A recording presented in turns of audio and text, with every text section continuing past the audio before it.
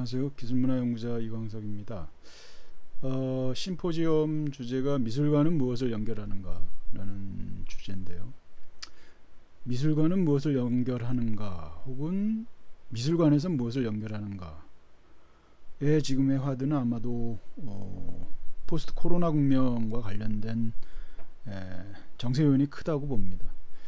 그 중에 핵심적으로 우리에게 소구하는 어떤 물질적 조건으로서의 기술의 문제는 과거에도 굉장히 중요했지만 비대면 상황이 되면서 동시대 기술에 대한 문제, 그리고 비대면 이전에도 그랬죠.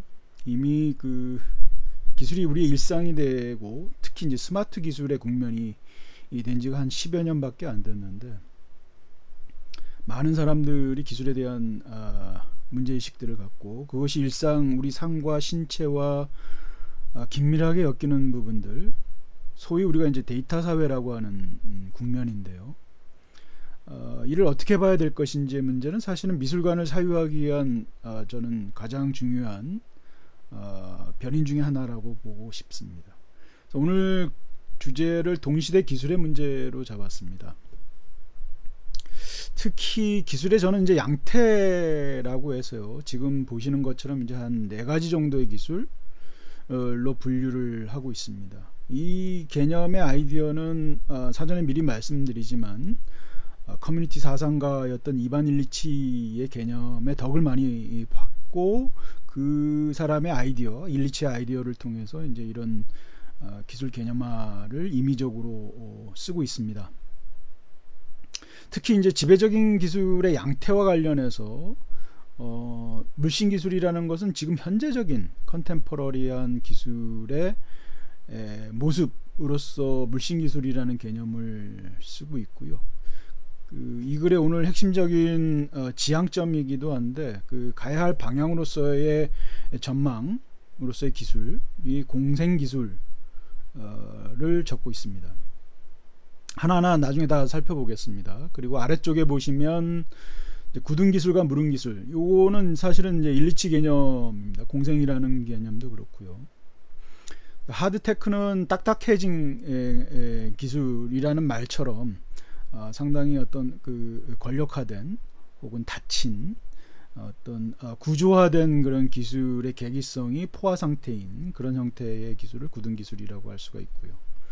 현장에서 보면 그런 기술의 적용들이 과도하게 지금 적용되고 있는 그런 국면이라고 보고 싶습니다. 그리고 그 반대편에 이제 무른 기술, 소프트 테크놀로지라고 표현을 하고 있는데, 좀 더 유연하고 해방적 계기를 가지고 어떤 시민사회적 가치를 가지고 기술의 어떤 열린 국면들을 만들어 나가는, 계기성들을 만들어 나가는 기술, 그걸 소프트 테크놀로지라고 볼 수가 있다라고 저는 생각하고요. 그것이 어떤 전망으로 갔을 때 이제 공생기술화 한다라고 볼 수가 있겠습니다. 그래서 좌측과 우측은 일종의 대당 관계를 유지하고 있고, 상부와 하부는, 상부는 주로 전망과 관련된 내용이라면, 하부의 굳은 기술과 무른 기술은 현장에서의 적용과 관련된 기술의 구분법이라고 봐주시면 좋겠습니다. 아직도 잘 이해가 안 되실 수가 있는데 하나하나 제가 살펴가면서 논의를 좀 진행해 보도록 하겠습니다.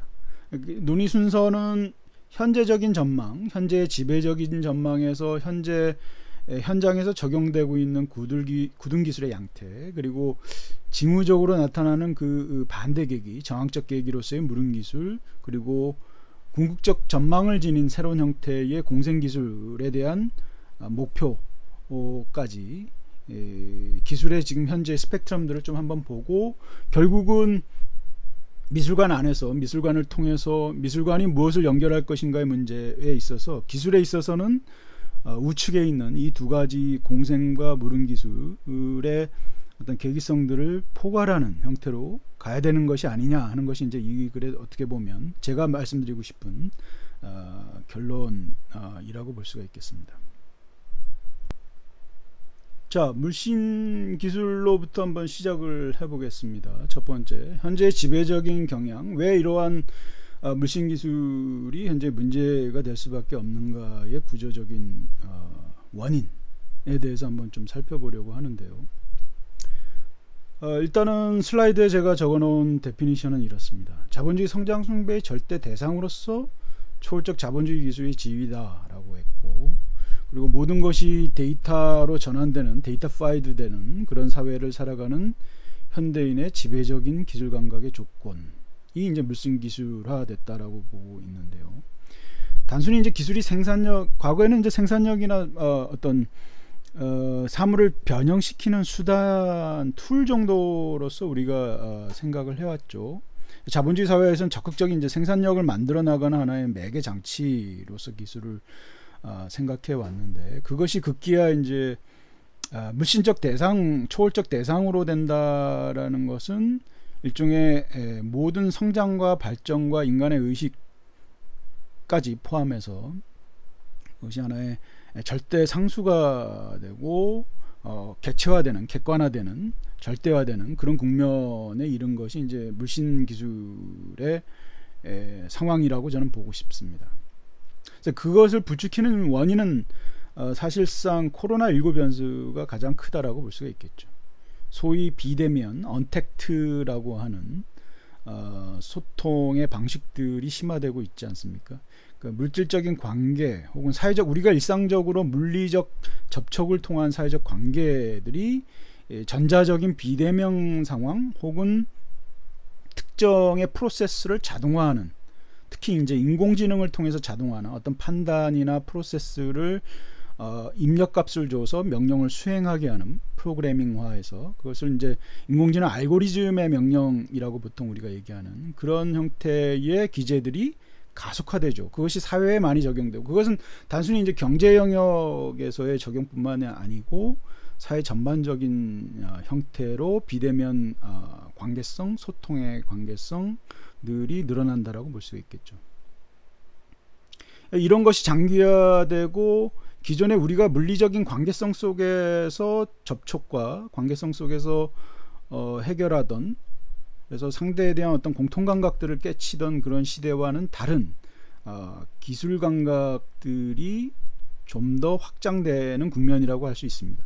그러니까 이것이 가지고 있는 장점은 있습니다. 편리성과 효율성이라는 부분들이 분명히 있죠. 근데 문제는 여러분들이 추측컨대 기존에 우리가 물리적 관계, 접촉을 통해서 했던 사회적 관계성, 공통성들을 서로 가지는 이웃과의 어떤 관계성, 커뮤니티의 어떤 관계성, 친구와의 어떤 우정의 관계성, 이런 것들이 어떻게 기술로 해서 매개될 수 있는지에 대한 고민이 없다면 부분들이 계속해서 탈각되고 소외될 수밖에 없는 그런 측면들이 분명히 생길 것이다. 그리고 기술이 결정하는 방식의 자동화 기제라는 것은 우리의 사유체제 이전에, 판단 이전에 이루어질 수 있는 그런 프로세스 자체를 이제 자동화한다라는 거 아니겠습니까?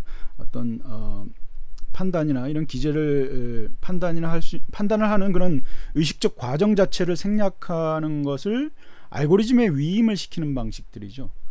이제 그 더 이상 어떤 사유 자체나 판단 자체가 필요치 않는 부분들이 점점점 늘어날 것이다라는 거죠.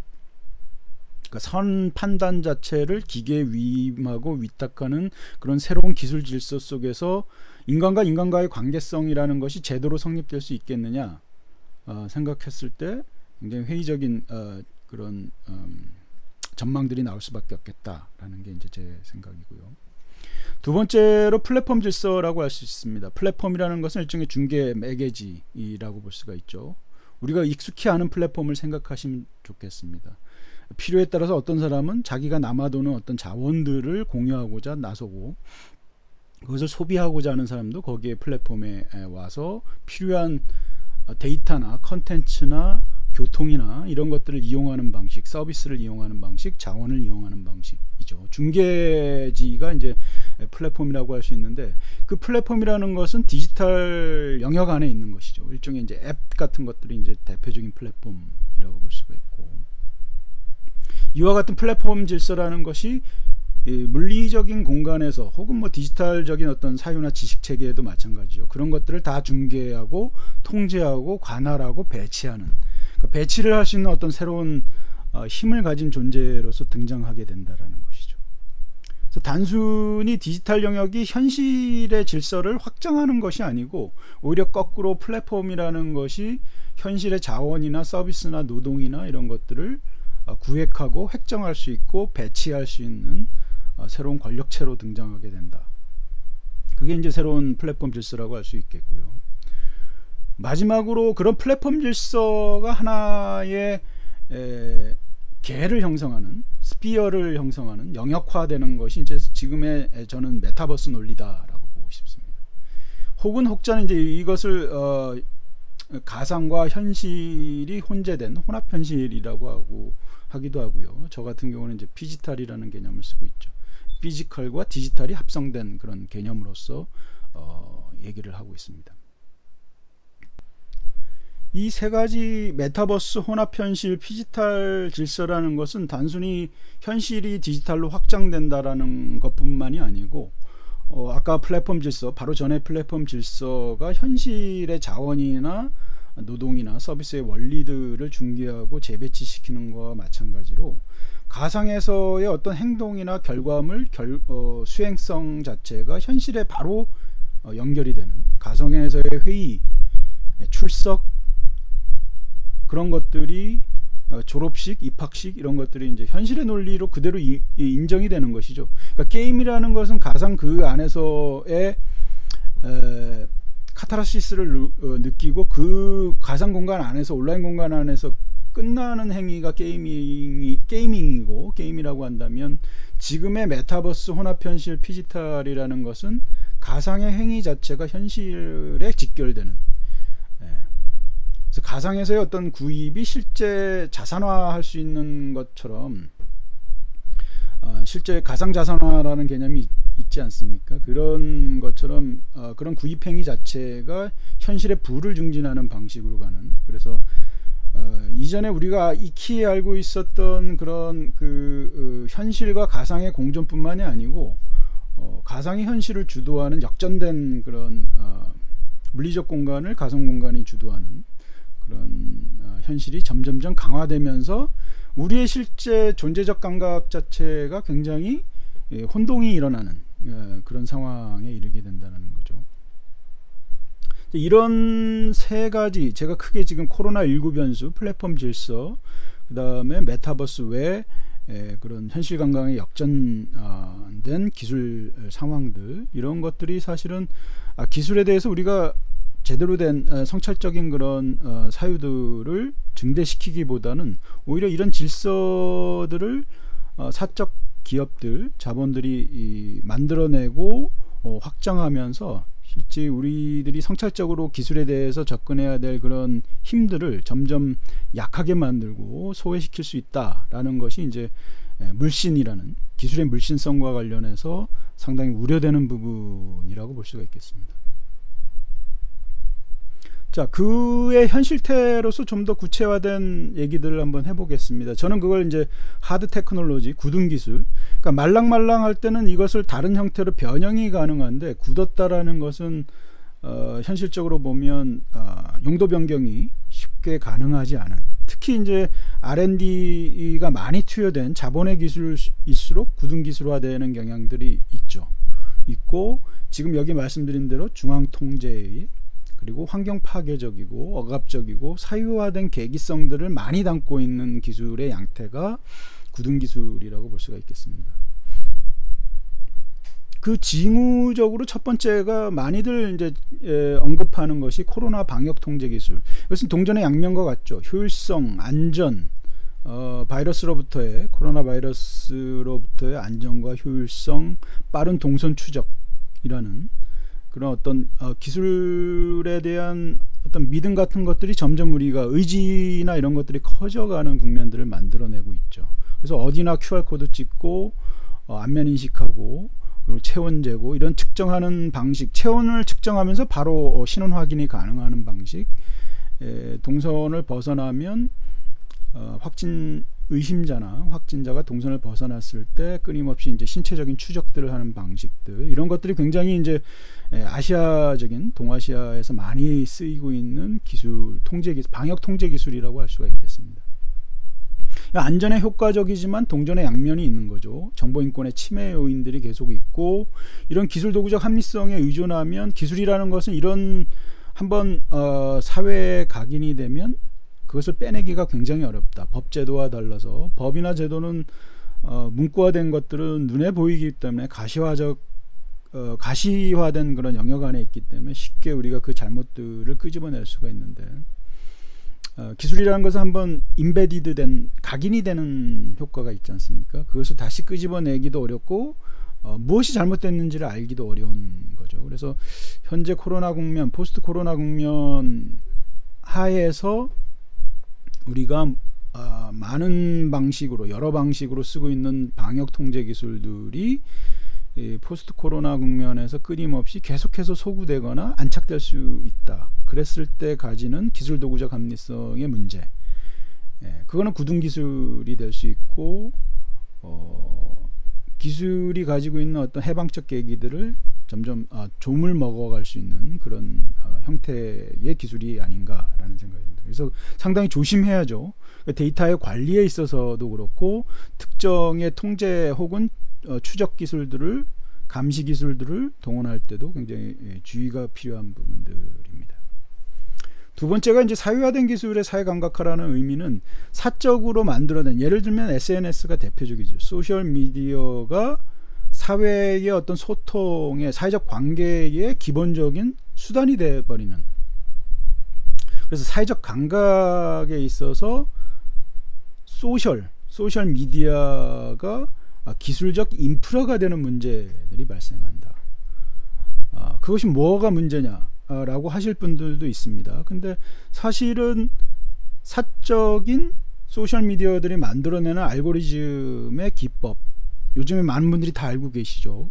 막말이나 혐오나 어떤 편향과 관련된 알고리즘들이 작동하고 있고, 최근에 이루다라는 챗봇 인공지능 서비스가 문제를 일으켰던 부분들도 확증 편향이라는 것이죠. 누군가 가지고 있는 어떤 편향적인 그런 기성에 가지고 있던 그런 의식들이 알고리즘에 의해서 지속적으로 재생산되고 확대 재생산되는, 그리고 그와 유사한 극단적인 선호 성향의 그런 그룹들, 커뮤니티들이 한데 모이는, 그리고 거기에 끊임없이 그런 극단적인 논리들을 확증하는 그런 데이터나 정보들이 끊임없이 소구되는 그런 현실, 그리고 그런 것이 이제 어떻게 보면 공통의 감각들, 이런 것들을 이제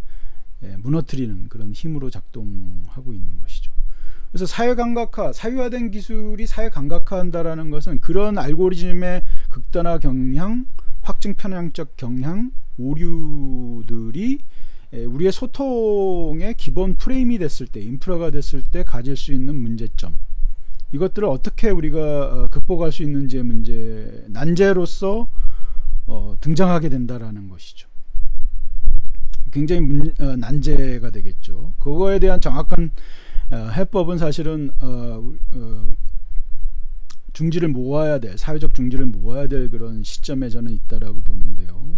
그런 사회화된 기술이 소통의 기본 인프라가 됐을 때의 문제점들은 끊임없이 굳은 기술의 가장 특징적 현상이 될 것이다 라고 볼 수 있겠습니다. 마지막으로 하나 더 굳은 기술의 많은 사례들이 있을 겁니다. 근데 가장 지금 기후위기와 관련해서 중요하게 봐야 되는 것은 생태적인 기획, 소위 지구위기와 관련된 신기후체제, 새로운 대안적 체제를 만들어내기 위해서 여전히 과학기술이 문제가 돼서 지금의 기후위기가 만들어졌던, 인간의 문명에 의해서 만들어진 배태된 기후위기죠. 그리고 지구의 위기이기도 하고요.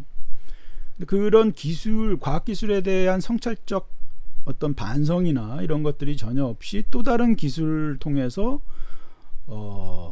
현재 위기들을 모면하려고 하는, 그리고 그것이 굉장히 효율적인 해결책이라고 보는, 그리고 지금의 기후위기의 문제점들을 전혀 반성하지 않는 알리바이로서 기술 물신, 아까 기술 물신이라고 말씀드렸던 거기에 의지해서 기술 능력을 과장하려고 하는 그런 부분들이 있다라는 거죠. 그것이 어떻게 보면 에코모더니즘이라는, 그러니까 환경이라는 부분들을 염두에 두면서도 기술적 해결책으로 인간에 대한 오만, 인간 지식에 대한 오만, 기술에 대한 오만으로 그걸로 다 무마시킬 수 있다라고 보는 그런 관점과 그런 해결책, 예.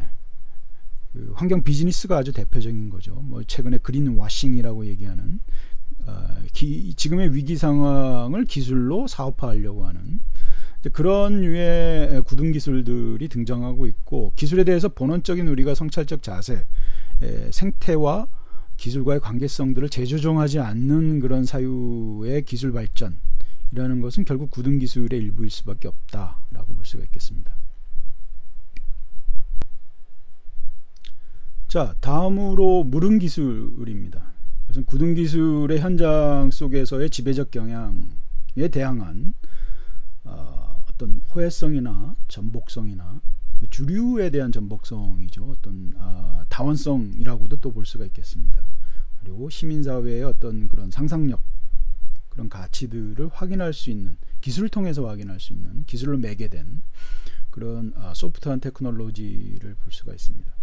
사실은 이것은 하나의 징후로서 봐야 되고, 이것이 어떤 거대한 어떤 흐름으로서 우리가 보기에는 아직 미약하다라고 볼 수가 있겠습니다.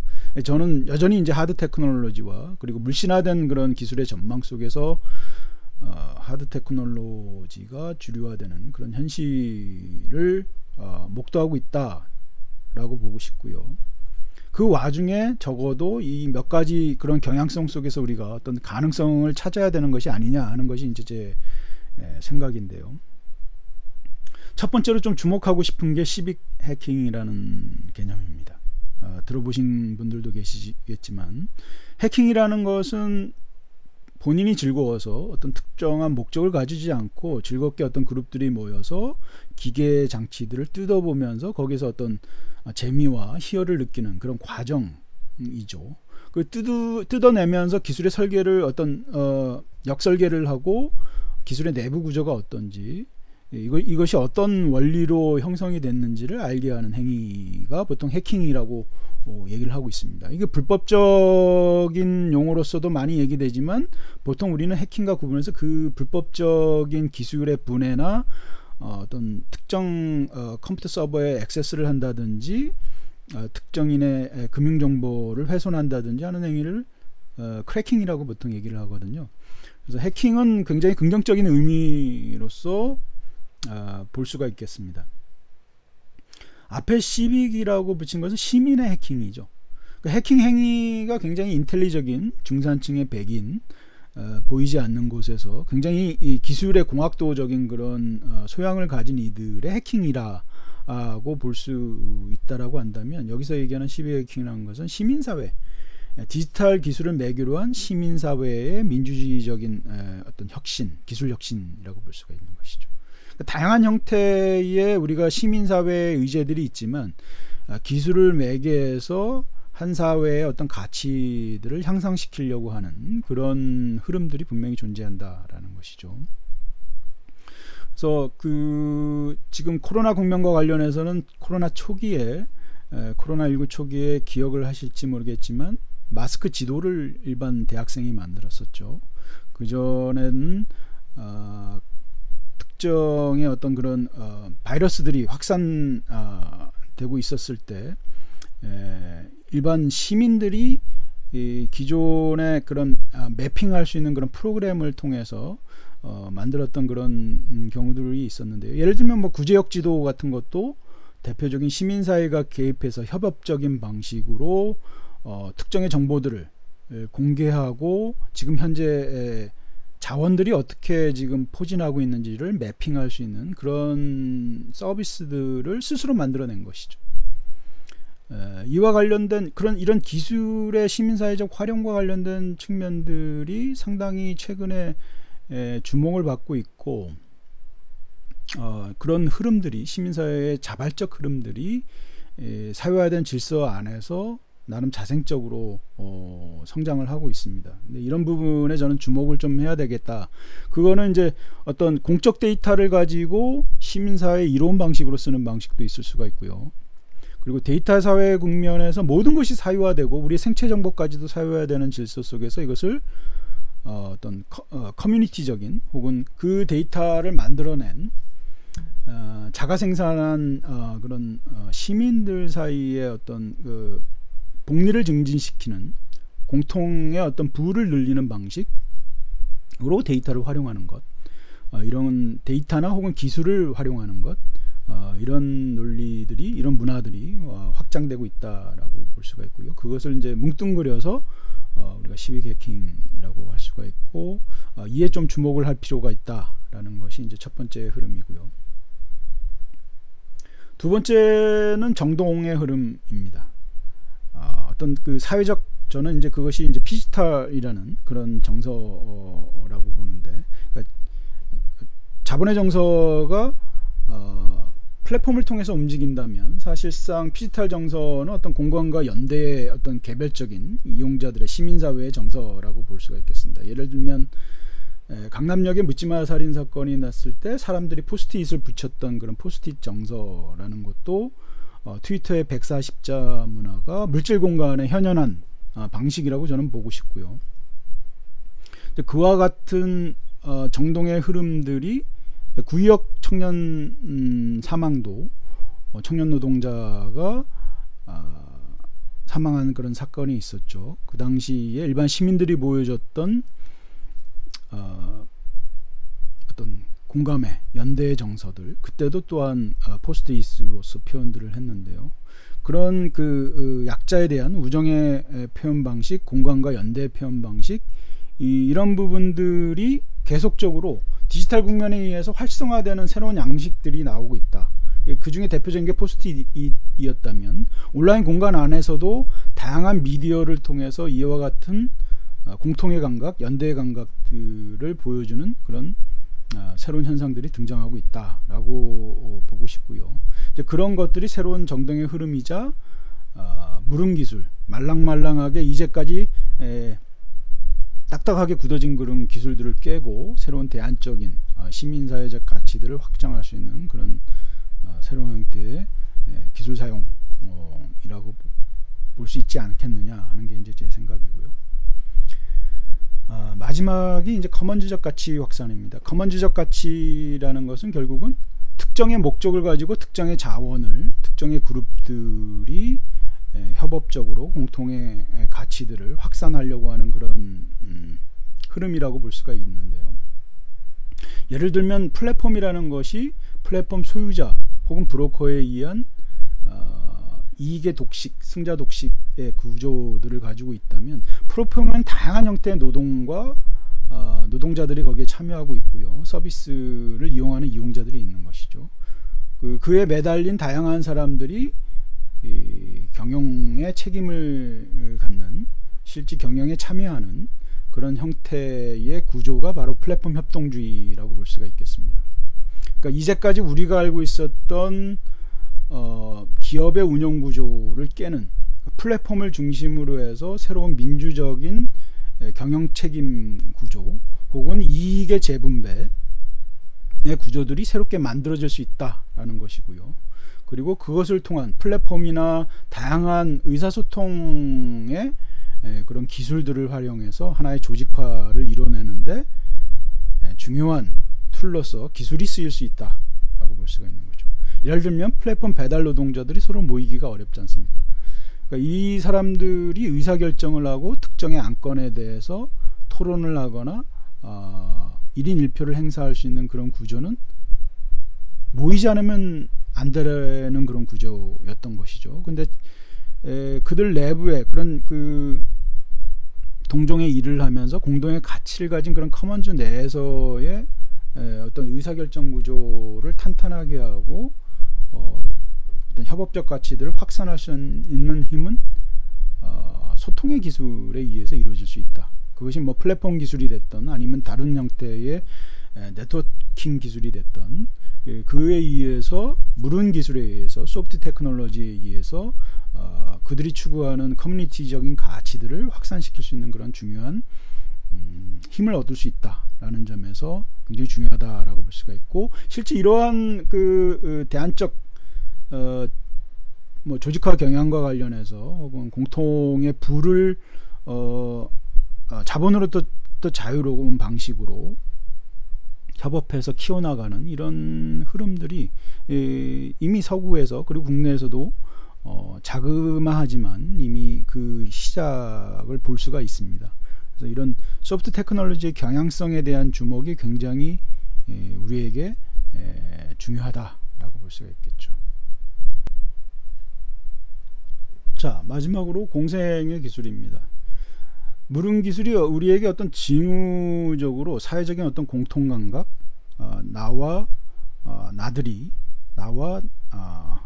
타자들이 같이 공존할 수 있는 그런 새로운 어떤 계기성들을 마련한다면 이것에 대한 어떤 전망을 가지고 가져가야 된다. 단순히 인간만의 관계성뿐만이 아니고 기술과의 관계성 자체도 새롭게 우리가 재배치하고 새로운 전망 속에서 기술을 봐야 되는 생태적 조건 하에서, 그리고 다른 무 생명들과의 관계성 속에서 기술의 문제들을 어떻게 다뤄야 될 건지 좀 더 거시적인 맥락 안에서 기술을 봐야 된다. 그 마지막 저는 기술적 개념이 이제 공생기술이어야 된다. 컨비비얼리티는 사실 일치 개념이라고 아까 말씀드렸는데 보통 한국말로는 공생공락이라는 그런 개념으로서 많이 번역이 되고 있고요. 공생기술이라고 하면 가장 핵심은 타자와의 공생, 생태적 조건과의 밸런스라는 부분들이 가장 중요할 거라고 보고 싶습니다. 그래서 첫 번째로 말씀드리고 싶은 것은 무릇 생명과 기술과의 앙상블이라는 부분들. 그래서 생태적 조건, 여기서 얘기하는 생태는 아까도 말씀드렸지만 우리가 흔히 자연이라고 얘기하는 자연 생태적 조건과 기술이 어떻게 맞붙여야 되는지, 그렇죠. 아까 그린 와싱이라는 환경 비즈니스라는 측면에서 기술이 에코 모더니스트적으로 활용돼서는 안 된다라고 말씀을 드렸었는데, 그 자연 생태적 조건과 기술의 관계성들은 그 부분에 대해서 굉장히 민감하게 바라보면서 서로 한목적인 관계성들을 생태와 기술이 마련해야 된다. 사회적인 것도 마찬가지죠. 두 번째 말씀드리는 사회적 약자와 생명 약자의 포용 기술이라는 것이 바로 이 부분입니다. 최근 들어서 플랫폼이나 알고리즘에 의해서 플랫폼 안에서 작동하는 알고리즘 기제들이죠. 실제 이것에 다치는 경향들이 굉장히 많죠. 그러니까 플랫폼의 기술 논리 혹은 플랫폼 안에서 작동하는 알고리즘의 기술 논리라는 것이 어떤 인간의 생체 리듬에 대해서 전혀 고려하지 않는다. 기술의 효율성 논리에서 움직이기 때문에 의도하던 의도하지 않았던 알고리즘의 무자비성, 보통 알고리드믹 크루얼티라고 얘기하는 것들이 작동하기 마련인데요. 일부러 그럴 수도 있죠. 그렇지 비의도적으로도 기계적 문법에 의해서 인간의 생체 리듬을 전혀 고려하지 않은 방식으로 기술이 쓰였을 때 인간을 다치게 하거나 심신의 어떤 독성 효과들을 가져오는 그런 부분들이 분명히 존재합니다. 그런 형태가 바로 이제 사회적 약자 혹은 생명 약자에 관련된 문제라고 볼 수가 있고요. 또한 기술은 소프트웨어적인 것도 있지만 하드웨어적인 것이 있죠. 끊임없이 기술은 환경 오염적 요인과 폐기물도 그렇고요. 특정의 기술의 생산물들을 만들어내기 위한 다양한 화학적 처리와 결과물이 이어질 때까지 계속해서 어떤 그런 반생태적인 반환경적인 그런 부수 효과 혹은 부작용들을 끊임없이 만들어내고, 그것이 뭇 생명들, 인간은 물론이거니와 생명 약자에게도 영향을 미치기 마련입니다.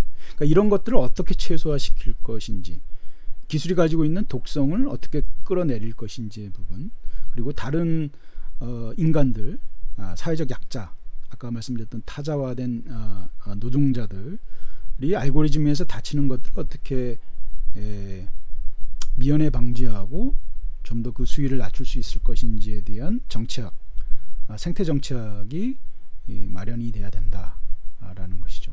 그걸 일종의 이제 포용적 기술이라고 볼 수가 있죠. 그 포용이라는 얘기는 결국은 공생과 관련된 부분이죠. 자, 그리고 마지막으로 굉장히 실천적인 의미입니다. 거시적인 실천, 급박한 실천, 뭐 최근에 이제 많이 얘기되는 정의로운 전환, 저스트 트랜지션이라는 얘기죠.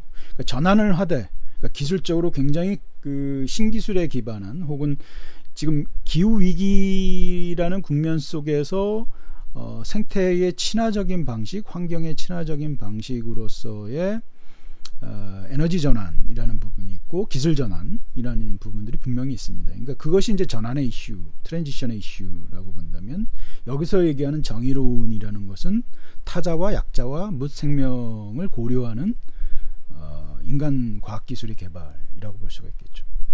그 점에서 공생기술적인 전망 아래서 이루어져야 된다라는 것이 제 생각이고요. 그래서 자본주의 기술 전환, 분명히 필요한 기후위기의 전환 목표임에 분명하죠. 근데 노동하는 인간, 삶을 영위하는 무생명들과의 공생 논리를 분명히 삽입해야 된다. 그것이 없으면 사실은 전환은 정의로운 전환이라고 보기가 어렵고, 수많은 이들이, 약자들이 다칠 수밖에 없는, 또 다른 과거의 그런 모더니즘적 그런 기획들, 성장의 기획들, 발전의 기획들 를 반복하는 그런 결과를 가져올 수밖에 없다라고 보는 것이 제 생각입니다. 자, 마지막 슬라이드인데요. 우리가 한 90년대까지만 해도 디지털 사회를 지향해 왔었죠. 적어도 그때는 이제 발전이나 성장이나 이런 논리들이 기술을 추구하는 중요한 가치점이었다 라고 우리가 양보를 할 수 있겠습니다. 하지만 저는 포스트 디지털이라는 의미 자체가 새로운 단계의 디지털 사회에 대한 사유, 성찰적 사유가 되겠죠. 다른 목표와 새로운 기술의 적용이 있지 않고는 지금의 기후위기 이상의 어려운 국면들이 인간에게 닥칠 수 있겠다. 그래서 오늘 얘기한 기술의 전망에 있어서도 기술 성장과 발전의 목표로만 매진하고 질주해 왔던 그리고 지금도 또한 그런 목표 하에서 새로운 4차 산업혁명 기술들을 몰아치는 그런 물신화된 그런 기술의 상들을 하루빨리 깨야 된다라는 것이 이제 전망과 관련한 부분이었고요. 그 대안으로서 이제 공생의 기술을 마지막으로 제안을 드렸습니다. 그것은 단순히 이제 성장과 발전의 도구화가 아니고 무생명과 타자와 사회적 타자와 함께 같이 갈 수 있는 기술의 방식들, 생태 한목적인 그런 방식들의 개발, 이런 것들이 굉장히 기술의 전망과 관련해서 우리가 주의 있게 봐야 되고, 그 대안들을 마련하는 우리의 인간의 책무들이 분명히 있다라고 말씀드리고 싶고요. 그리고 현장에 있어서도 모든 것이 굉장히 폐쇄화되고 자본의 사유화된 그런 질서 속에서 인간의 소통 구조, 그리고 감각적 구조들이 지금 변형되고 있는 그런 위험한 상황들에 놓여 있다라고 저는 판단이 들고, 좀 더 개방성을 가지고 해방적 계기들을 가진 시민사회의 목소리들이 좀 더 크게 날 수 있는, 그리고 타자를 고려한 그런 무릉기술, 말랑말랑한 기술들이 시도 때도 없이 시도가 될 수 있는 그런 환경이 조성이 돼야 된다. 그것은 사실은 단순히 무릉기술이 그냥 나올 수는 없겠죠. 공생기술이라는 목표값과 전망과 현장에서의 무릉기술의 적용, 이 두 개의 항들이, 영역들이 서로 시너지를 이룰 때 그런 포스트 디지털적인 지향, 여기서 말씀드리고 싶은 어떤 공생적 그런 기술에 대한 들이 마련되지 않겠는가 하는 것이 제 발표 요지입니다. 이제까지 제 긴 발표 들어주셔서 감사드리고요.